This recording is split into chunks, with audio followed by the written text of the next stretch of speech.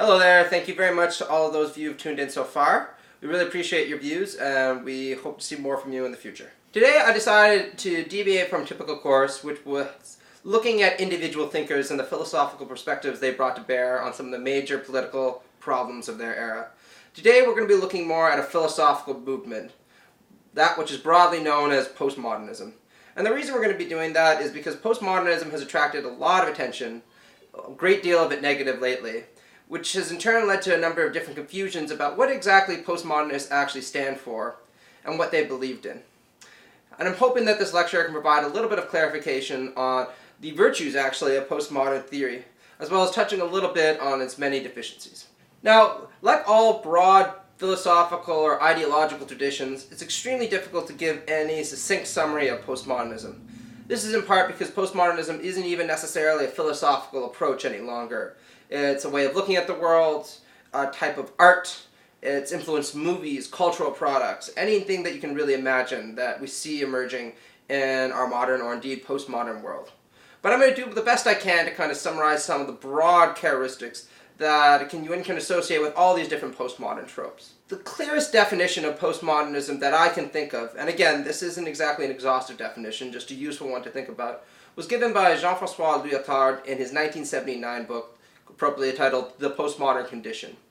He essentially claimed that modern people no longer believe in the grand narratives, as he called them, of the past. Not only did they not believe in them, but they were deeply skeptical that any grand narrative would be coming along anytime soon that would replace those that come from the past. What had happened essentially is that we had become a skeptical community in the West, and that this skepticism was increasingly starting to influence our behavior in a broad array of interesting and dynamic ways. Now, what exactly are grand narratives? This is one of the things that's pretty challenging to actually summarize, so I'll have to give a few examples of what Lyotard was talking about. What's meant by grand narratives are things like the organized religions of the past. Naturally, as a French thinker, he was thinking about Christianity. What these did was provide not just a collection of myths, so much as they provided an explanation for both why the world was here and what it is that we're supposed to accomplish within it. In the Christian myth, for example, you have this idea that God created the world and that there was a kind of moral purpose behind everything that was going on within it. Now, just to come to things from the other end, it's not just religious grand narratives that he was taking issue with here. He was also taking issue with scientific, or at the very least pseudoscientific, grand narratives. The most famous one perhaps being Marxism. Postmodernism actually evolved in no small part in France as a reaction against Marxism, which had been the main political philosophy behind the May 1968 riots, where France almost tumbled and became a social democracy of the Marxist vein. A lot of the thinkers who had been young and active in this era were deeply disappointed that the scientific account of why it is that the French state had to fall and be replaced by a communist utopia hadn't been accurate, and they were looking for alternative ways of looking at the world that didn't have quite the same scientific pretensions, but could nonetheless give us access into the power structures that seemed to characterize modernity, especially in its late capitalist form. Now, I think it's helpful to distinguish between two types of postmodern thinkers. There's those who regard postmodernism as a kind of epoch in the history of human thought, or at least Western thought. Those are authors like Virilio, Baudrillard, Lyotard himself, Frederick Jameson, and a host of other influential thinkers who regard this as essentially being a new era in Western civilization, but one that won't necessarily last forever. Then there are those who regard postmodernism as a kind of philosophical position, or at least a deconstructive position. Now, what this means is that the insights of postmodernism might have more universal, paradoxically, validity than just a set of ideas that are located within a general epoch. What these postmodern authors seem to be claiming is essentially that they've developed tools for indicating why it is that we're never going to have anything like a grand narrative again. So let's take a look at both of the sets of these thinkers. Those who regard postmodernism as an epoch, figures again like Virilio, Baudrillard, etc., saw modernity, or at least postmodernity, as fundamentally different from what had come before. A long time ago, they argue, there was a great deal more cultural homogeneity in various communities. And this led to the establishment of the kind of grand narratives that we saw in traditionally oriented societies. Narratives like Christianity, etc., etc. And they felt that there was still enough homogeneity amongst various different European nations, at the very least, for something like Marxism, as it emerged in the 19th century, to have a comparatively general appeal, at least to a certain type of personality. And this is because we were able to draw on the same system of norms, values, evaluative standards, etc., etc. But with the emergence of things like neoliberal reforms, marketization, the breakdown of traditional ways of doing things, a lot of it influenced by the desire for money, there was no longer a kind of glue that tied people together.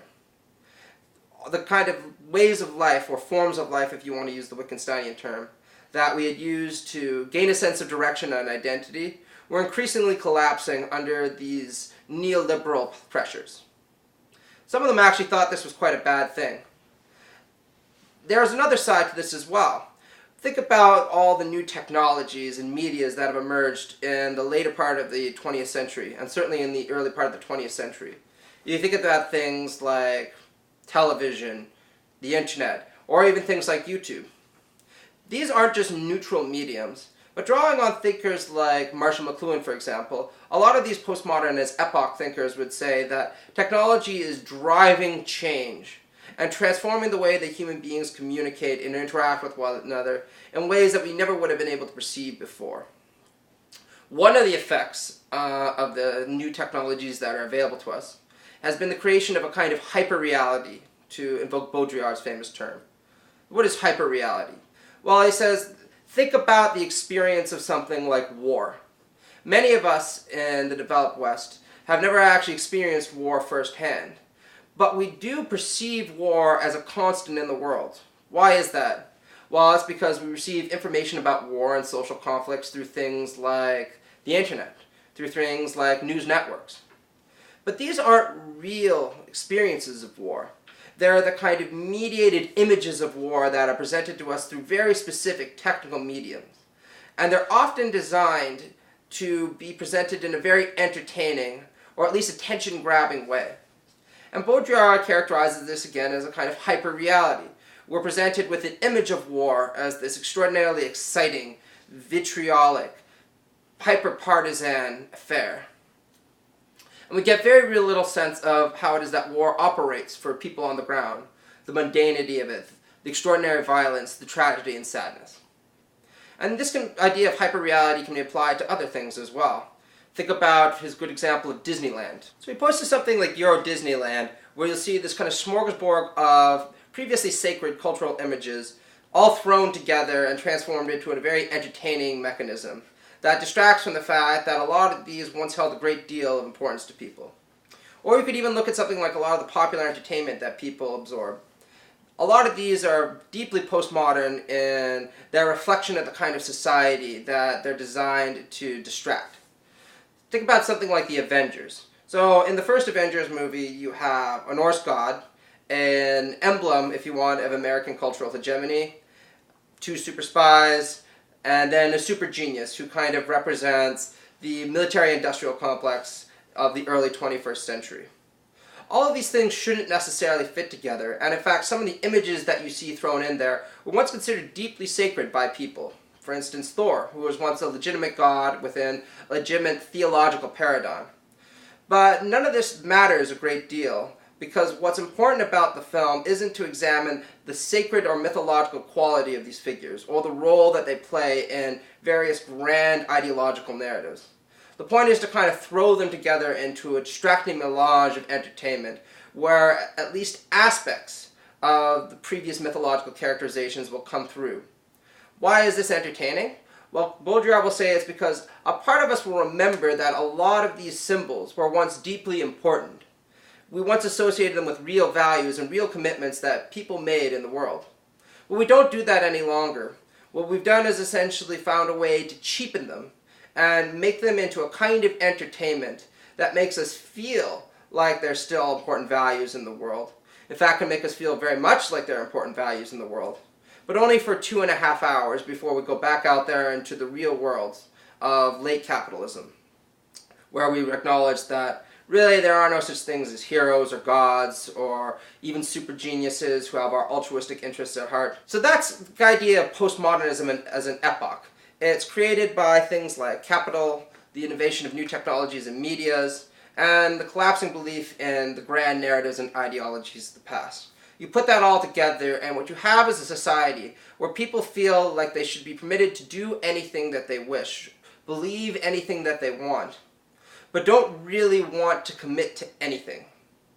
They're one-dimensional people, to use Marcuse's term. So what about those who believe that postmodernism isn't an epoch? It's a kind of philosophical or deconstructive position. Well, their attitudes are somewhat different. They also believe, par someone like Nietzsche, that this position in philosophy or in thought couldn't have emerged except within this particular epoch. Part of the motivation for this is, of course, when you look at things like the 20th century and the gross bloodshed that was enacted across the European continent, it seems like a lot of the old ideologies that Westerners had oriented themselves by have proved grossly deficient. This provoked a kind of crisis of faith. But they believe that this crisis of faith runs deeper than just a kind of epochal moment in the history of thought.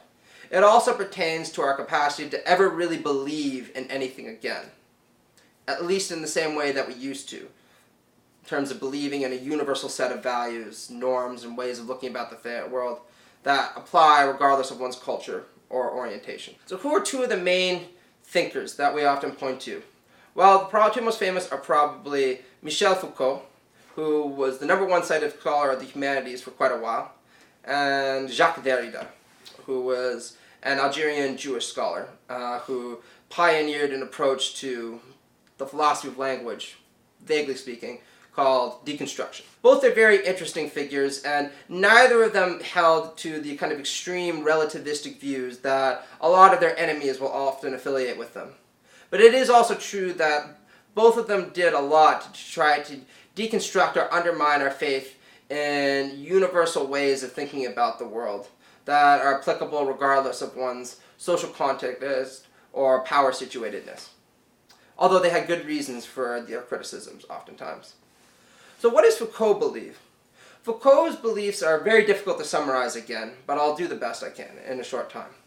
He essentially said that when you think about the history of thought, it becomes clear that a lot of things that were once taken to be true are actually no longer taken to be true any longer.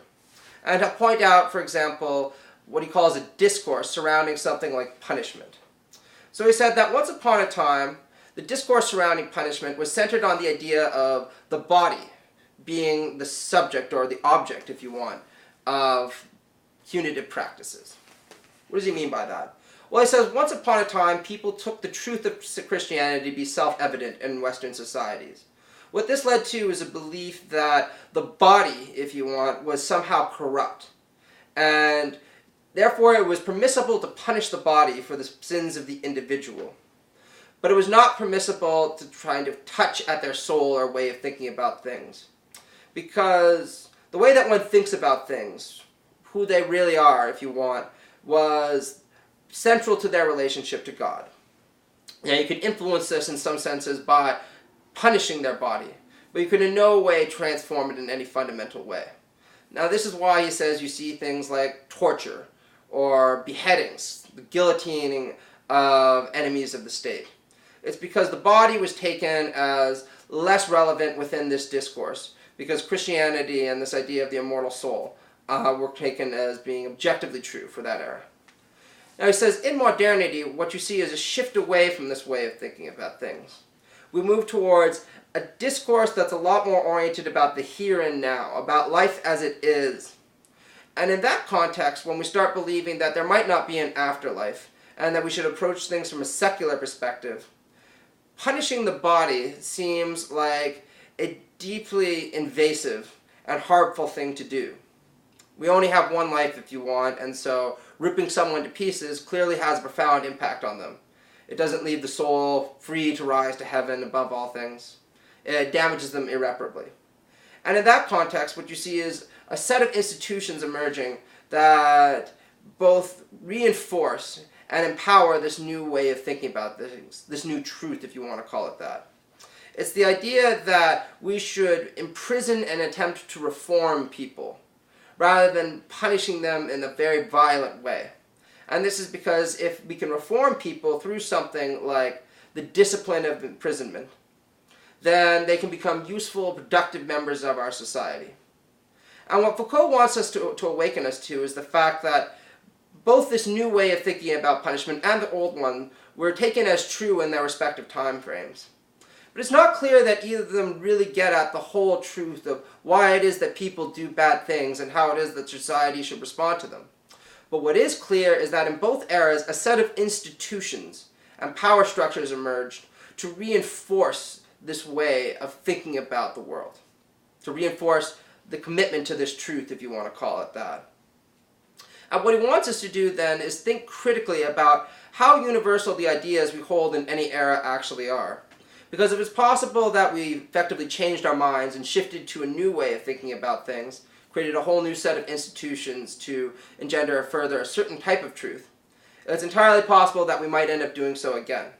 And of course, you can point to many different examples throughout the course of history. Now, the thought of Derrida, who's again the other thinker who took postmodernism to be a kind of philosophical or deconstructive position, is a lot more difficult to summarize. He's a very ambiguous thinker, and he famously kind of rejected all attempts to categorize him very simply. But I think if there's a simple way of summarizing some of his basic insights, it's this one. It's that a lot of us adopt what we call the correspondence or positivistic theory about language, which is that what we say, in a certain sense, hooks on to things in the real quote-unquote world. If you want a good example, you could say something like, "This apple I have in my hand is very tasty." What I'm essentially doing is trying to point to an object, a piece of fruit, that happens to be in another object, my hand. And these are both things that occur in the real world. Now, Derrida's point isn't that this conception of language as kind of pointing or corresponding to something in the real world is wrong. It's that there are other possible meanings to this sentence that could exist and do exist, independent of this theory or approach to language, many of which we don't think about or aren't really cognizant about. So think about the phrase again, "This apple is in my hand." Well, what exactly do I mean by apple, and what things actually, or qualities actually are constitutive of an apple? Say you say, well, an apple is just a piece of red fruit. But then you can say, well, isn't a strawberry also a piece of red fruit, or a cherry, or certain types of pears? And you can go on trying to determine certain qualities that irrevocably make up this concept, if you want to call it that, of apple. But you're probably never going to get to one that everyone would agree on. And even if you could, that wouldn't suppress the possibility that there are other meanings to the word apple that could also be out there when making this statement, especially in the modern context. Maybe I'm talking about a piece of electronic equipment. Or maybe I'm saying that this apple in my hand is very tasty because I'm doing some kind of biblical reenactment, in which case, again, the idea of an apple is loaded with a kind of significance beyond just pointing to it in my hand. If that's the case for even these very simple sentences, imagine what happens when you think about sentences like, "All men are entitled to life, liberty, and the pursuit of happiness." It becomes really clear that none of these words seem to point in a very unambiguous way to actual objects in the world. What is liberty? What is happiness? And not only that, very often historically, they seem more like the starting point for a debate than ways of settling a debate by pointing again to objects that we can all agree on as existent within the world. Very few of us, for example, can give a definition of liberty or happiness that most others would probably agree upon. So what he's trying to awaken us to is the idea that when we adopt these kind of positivistic ways of thinking about language and how it points to the world, what we're doing is essentially suppressing the possibility that there are other meanings to sentences out there that could be just as relevant and just as interesting.